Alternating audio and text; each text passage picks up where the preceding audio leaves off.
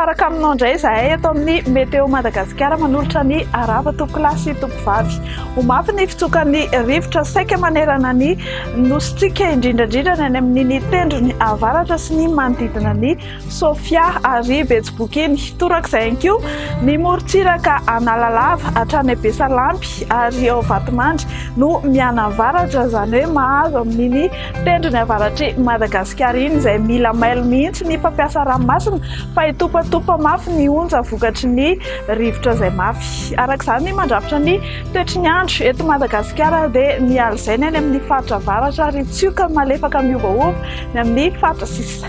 Irisotsika manaraka izao ny toetry ny andro no vinavinaina ao amin'ny Rapitso. Ho amin'ny maraina dia isitraka orana trany ianareo amin'ny faritanin'ny Toamasina iny. Omaroka kosa ny andro ny amin'ny ilany atsinanan'ny faritry ny avoatany ary ifandimby eo ny masoandro sy ny rahona ny amin'ny faritra sisa faoriany fisavany andian-javona voamaraina amin'ny faritra atsimon'ny Madagasikara iny, izany hoe marimarina koa dia faritra atsimo andrefana sy androy.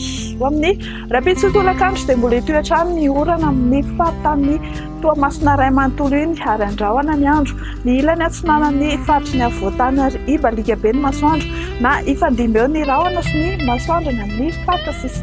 Mahakasika ny maripana indray dia tsara ny manimarika fa mbola anatin'ny vanim-potoana ririnina trantsika ary mamirifiry noho izany ny voamaraina sy ny amin'ny hariva. Ny maripana ambany indrindra dia any Ambatolampy 4 degré Celsius, 5 degré Celsius any Vakinankaratra, 10 ny aty amin'ny faritanin'Antananarivo ny any amin'ny faritra avaratry Madagasikara iny dia 20 na 2 degré Celsius. Ho amin'ny Rapitso tolakandro ny maripana ambony indrindra dia 13 degré any Antsohihy sy ny any amin'ny morontsiraka afovoany andrefan'ny Madagasikara iny.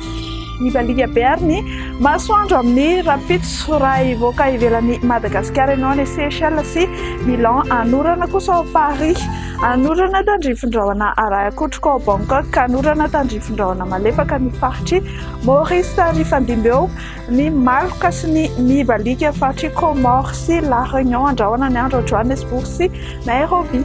Dia toy izay sy toy izay ny meteo antsika amin'ny fiteny malagasy ho amin'ity ala ity, mametraka ny mandrapitafa tompoko.